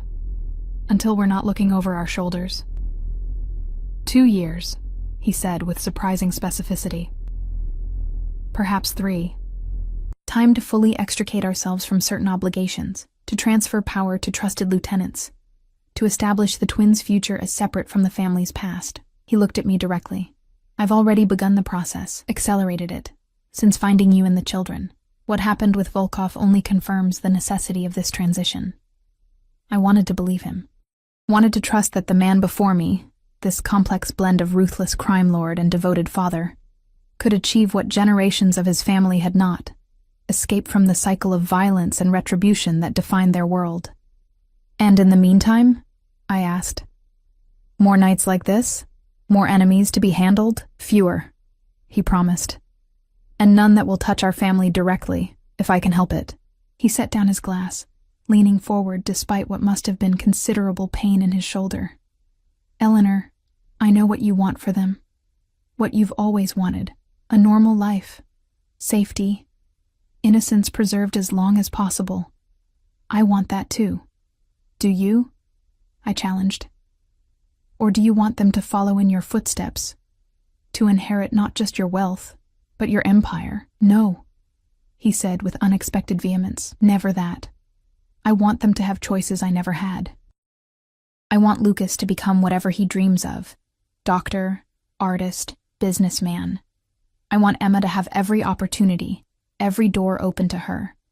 I want them free of the legacy that's defined my life since birth. The raw emotion in his voice, the uncharacteristic openness of the declaration, made my chest ache. This was the Alessandro I'd glimpsed occasionally during our time together. The man behind the mask. The one who carried dreams and wounds he rarely revealed to anyone. I believe you, I said softly. God help me. I believe you want that for them. Relief flashed across his features, quickly masked. Thank you, he said simply. We fell silent, the tension between us shifting into something more familiar, more intimate. Despite everything, the violence implied in his handling of Volkov, the years of separation, the moral gulf between us, I found myself responding to his presence as I always had, drawn to the complex man beneath the powerful exterior. You should rest, I said finally, breaking the charged silence. You're injured, and the twins will want all your attention tomorrow. I should, he agreed, though he made no move to leave. Instead, his dark eyes held mine. I missed you, Eleanor. These 3 days away, I found myself thinking of you as much as the children. The admission hung between us, both invitation and challenge. I could deflect, maintain the careful distance I'd established. Or I could acknowledge the truth, that despite my reservations, despite the complications of our situation, I'd missed him too. It was quieter without you, I admitted, choosing my words carefully. The house feels different when you're here. A smile touched his lips. That's not quite the same as saying you missed me. No, I agreed, it's not. Ever the careful one, he observed, without rancor. Keeping your cards close, even now. Old habits. I echoed his words from days before. He rose with careful movements, the slight stiffness the only indication of his injury. Good night, Eleanor. I'll see you in the morning. As he moved toward the door, something impulsive overtook me. A need to bridge the distance, to acknowledge what remained between us despite everything. Alessandro, I called softly. He paused, turning back with a questioning look. I did miss you, I admitted. More than I should have. His expression softened, a genuine smile replacing the controlled mask he typically wore. Then perhaps there's hope for us yet, he said quietly. After he'd gone, I remained in the sitting room, thinking of the strange path that had led us here. From lovers to strangers to reluctant co-parents, now moving toward something undefined but undeniably real. I thought of the twins, sleeping peacefully down the hall, unaware of the complicated emotions swirling between their parents. I thought of the future Alessandro had promised. Legitimate businesses, safety, choices for our children that neither of us had been granted. And for the first time since he'd reappeared in my life, I allowed myself to imagine a future where we were truly a family, where the wall I'd built between us gradually lowered, where the trust that had been shattered might someday be rebuilt. Not quickly, not easily, but possibly. Morning brought chaos and joy as the twins discovered Alessandro's return. They burst into his room without ceremony, a liberty I would never have taken, climbing onto his bed with excited chatter about all he'd missed. I found them there, Alessandro propped against his pillows with a twin on each side, listening with exaggerated interest to Lucas's detailed account of a caterpillar they'd found in the garden. "Mommy!" Emma called, spotting me in the doorway. "Daddy's home." The word, so casually spoken, yet so momentous, stopped me in my tracks. Daddy. When had that happened? Alessandro's eyes met mine over their heads, his expression a complex mixture of triumph, joy, and something like humility. "Yes," I said, finding my voice. "He is." In that moment, watching my children with their father, I knew that whatever path lay ahead, however complicated, however fraught with old wounds and new challenges, we would walk it together. Not for my sake, or for Alessandro's, but for these two small people who deserved all the love and protection both their parents could provide. The future I'd feared for so long, one where Alessandro Vannucci was part of our lives, had become a reality, but it wasn't the nightmare I'd imagined during those 5 years on the run. It was something else entirely. Complex, imperfect, sometimes frightening, but also filled with possibilities I'd never allowed myself to consider.